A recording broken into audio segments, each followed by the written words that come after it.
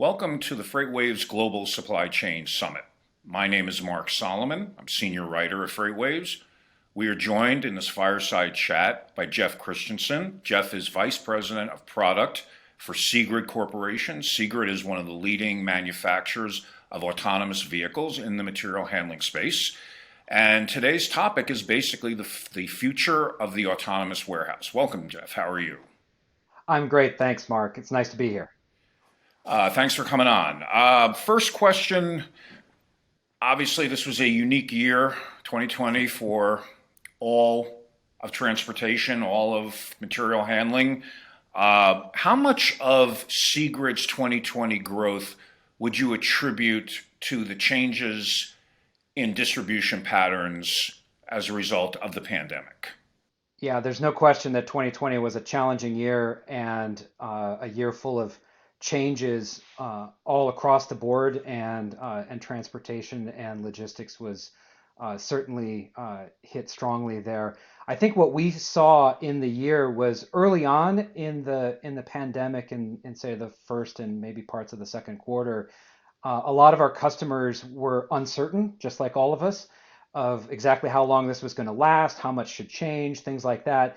But in the latter half of the year, we saw a renewed emphasis on a robust supply chain, right? The demand was increasing for them, and they needed to do it with fewer people because of COVID. So, yeah, I think that what we saw from the demand side of our customer base was they were accelerating thoughts that they've had about making their supply chain more robust and more automated.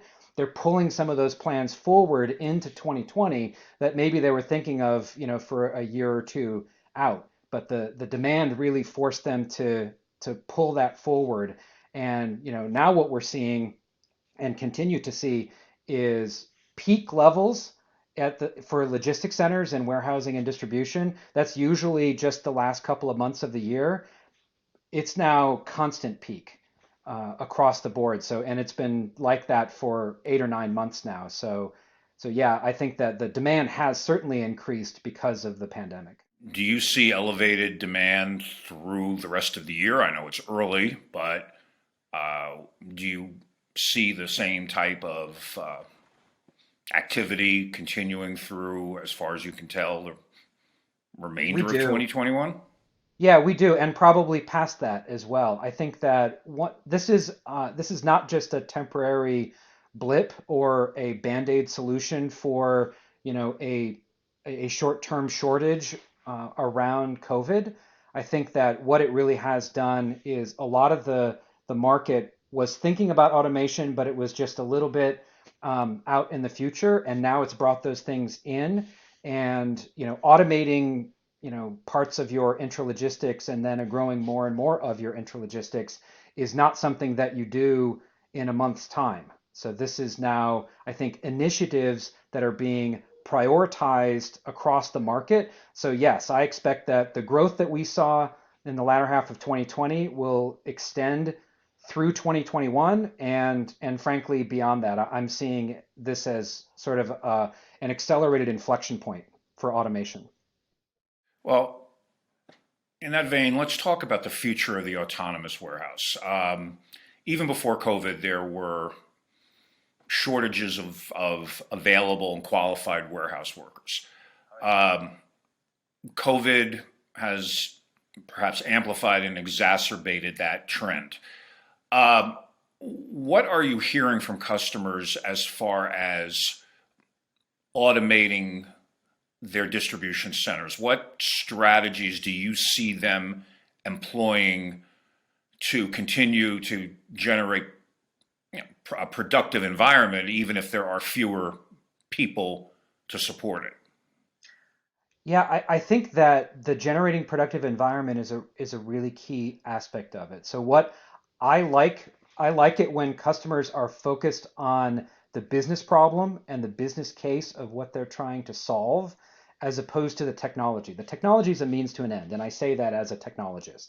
So, the goal of a fully automated warehouse has been talked about for a long time, right? The quote unquote lights out warehouse. And from my perspective, this is a classic Pareto 80/20 style problem where we should really be looking at what are the highest value workflows in logistics that can and should be automated today.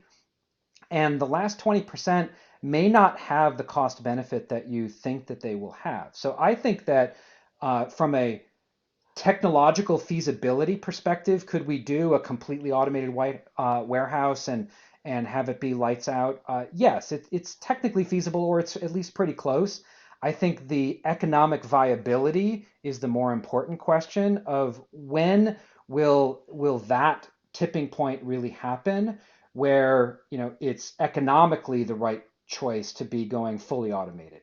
From my perspective, for the next several years, really focus on not going from fully manual to fully automated in one step. It's frankly too risky from an operational perspective. So think about it incrementally. Think about where the highest value is, get that value, realize it, and then move on incrementally from there. It doesn't have to be 0 to 60 in one move. So I think that there's if people are thinking about automating their processes for all of these reasons, right? Economic risk, labor risk, just general economic efficiency and throughput, focus on the business value, make sure that you realize those things, and then build up from there. And you can do it incrementally. You don't have to go all the way to the end. Technologically, you could do some of those things.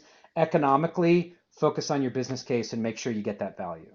So, is there a risk that warehouse operators might over automate and realize that they need people to manage certain functions inside their facilities?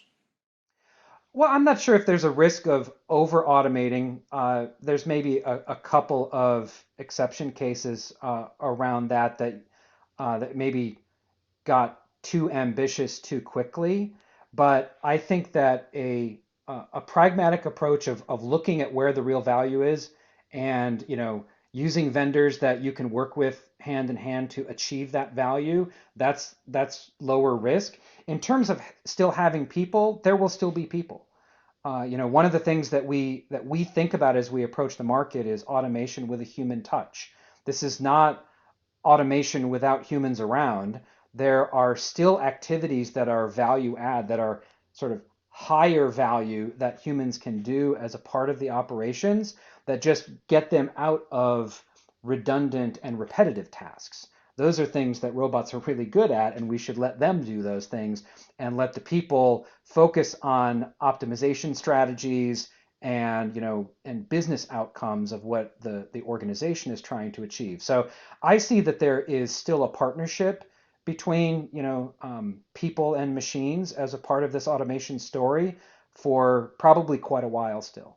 In your conversations with customers, do they tell you that it is difficult to find qualified labor to staff their facilities? Yes. Yeah, it's still challenging. Certainly it was challenging before COVID, and then there was, I think a mostly temporary change in unemployment. But I think even after that, there is a shortage of labor associated with this type of work. It's very repetitive, and there is a high turnover, right? So even if you can employ the people to do the amount of, manual material handling that you need on one day, you're going to have in some cases 100 or 200% turnover in a year. So you're really focusing all sorts of resources and energy on finding and training people only for them to leave in a few months, and you're doing it all over again. So it's not a highly productive or efficient use of those resources to be trying to chase that when that shortage is very real. Are there issues or have there been issues migrating from a traditional palletized environment to one that is e-commerce driven with eaches and poly bags? I mean, has that been a significant challenge for businesses to make what is really a profound shift in fulfillment infrastructure? I think it's a very interesting challenge. I think it is a challenge, but it's an interesting one, right? I think of materials in the supply chain, coarsely speaking, as kind of four orders of magnitude. You have trailers, pallets, cases, and eaches, and there is this very fluid connection between those in the supply chain that I think is, as you say, leaning more toward the smaller pieces, cases, and eaches, in e-commerce fulfillment. And yeah, I think that it creates interesting challenges from an inventory perspective, from a material movement perspective, just-in-time fulfillment. So yeah, there are some really interesting challenges, and moving more toward the transaction end, right? The end point of fulfillment is where intralogistics and material handling are really moving toward. It doesn't mean that palletized moves are going away. That still happens, just at sort of the more coarse grained part of the supply chain, but it's really about interoperability across all of those different sizes of materials, because there is sort of the right size and the right move at the right time kind of mentality to make the overall system efficient. So it's not just that everything is going to eaches, it's that we need a holistic picture of interoperability across material moves across all of those sizes. Machines break down, they need to be repaired and maintained. Is that a challenge for the operators? And for example, what does Seegrid do? What service does it provide in the event that one of its pieces of equipment goes down? Well, we provide training for service technicians at the customer site so they can do things that are like preventative maintenance and first tier support, so they can handle some of those issues themselves. We also have a service team that, is either on call to help or to go out to sites and help. And we have other partners that can do some of those activities for us as well. But one of the things that, I think that our customers have found to be an interesting side benefit of automation is that the reliability of automated machines, because they are so predictable in their movement and what they do and things like that, are actually much easier on the machinery than manual drivers are. So that means that the reliability is actually far higher. So yes, there are obviously machines do require maintenance over time, but less maintenance, frankly, than the status quo of all of these manually driven trucks. There has been an explosion in warehouse and distribution center activity, particularly in the last year.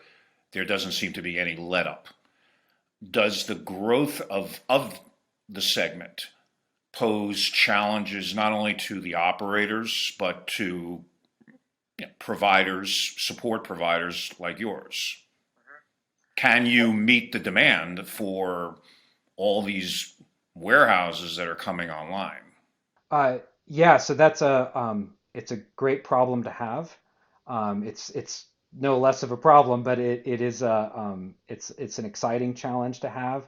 One of the things that I'm proud of is that the customer base that we have are, Fortune 100 kind of companies that have very high demands, um, and obviously require a lot of both units and throughput in their facilities, but high levels of support and things like that from us. And it's sort of like the New York song, right? If you can make it there, you can make it anywhere. So I think I like our chances on that. And yes, I think that you're right. There is certainly increased demand. There are more distribution centers coming online every day. And yeah, I'm excited about the transformation of the industry, and certainly, I'm excited about our place in it, and how we're participating in, this kind of really significant transformation of logistics. It's very exciting. This is a two-part question. Did COVID accelerate this migration to the automated model, or was it heading in that direction? And was this migration brought forward by 2 or 3 years as a result of it? And the second part is, has have companies more or less, are they working towards a 50-50 or 60-40, 70-30 split between automation and manual? I mean, is the 80-20 ratio that you described the sort of the sweet spot? Yeah. So the first part of the question, were we going there already, and did COVID accelerate it? And I think the answer is yes to both. So there's clearly a movement toward automation, and there's sort of no controversy in terms of why, right? There are significant macroeconomic factors that are pressuring, the logistics community and this market to become far more efficient, right? We're talked a lot here about e-commerce fulfillment. That is not going away anytime soon, and that is accelerating the demand on the consumer side, which then puts all sorts of pressure on the logistics and supply chain to fulfill all of that demand. So there's no question that that demand is there, and it is growing, and it will continue to grow. And COVID did accelerate that. I think if companies had a plan and they were looking at this a year or two or three out, I think that this brought some of those plans in forward that says, okay, well, we need to deal with this now. And even post COVID, this is now going to improve our efficiency and effectiveness as an organization. So we're going to keep investing in that even post COVID. So I think that COVID may have accelerated some things, but we were already going in this direction as a market. And in terms of the amount to automate, obviously it depends a lot. And one of the things that we spend a lot of our time and resources doing is working with customers to really understand their existing processes and what are the, sort of phase 1, 2, and 3 approach, depending on, sort of what kind of level of risk they want to take in changing around their operations of, well, these are 3 workflows that you should really be looking at automating today, and then do this, and then do this. And if they want to take on all of them, it's not that we can't do that. And I don't mean to say that risk is, that there's a technological risk that it might not work. It's just an operational risk. Anytime you change anything, there are things that you want to take into account, and the technology is just one part of it. You want to make sure all your people are trained, and that you have, these new processes well documented, and you're looking at continuous improvement of them and things like that. So we want to enable that kind of change management and thinking around continuous improvement, and looking at it in sort of, let's manage the risk associated with this and also get the best value out of automation as quickly as possible. So is 80-20 the sweet spot? Maybe, but I think it really does depend. I mean, there are some facilities that you can go 90-10 or even 95, and there are some that, there's just so many very intricate manual operations as a part of their plant, it might be 60 or 70. So I think it depends, but there is clearly a path toward automation for, the majority of the market. We have about a minute. And I had a good question, but it's going to take longer than a minute to answer. So maybe I'll ask it in a way that you can do it succinctly. What will the warehouse of the future, 2025, look like? Will it be still a mix of people and machines? I think it will still be a mix of people and machines by 2025. I think that the majority of the moves will be automated, and a lot of the creative thinking and optimization will still be done by people. Okay. We've been speaking with Jeff Christensen, Vice President Product for Seegrid Corporation, on this fireside chat at the FreightWaves Global Supply Chain Summit. Jeff, thanks for joining us. Thanks a lot, Mark.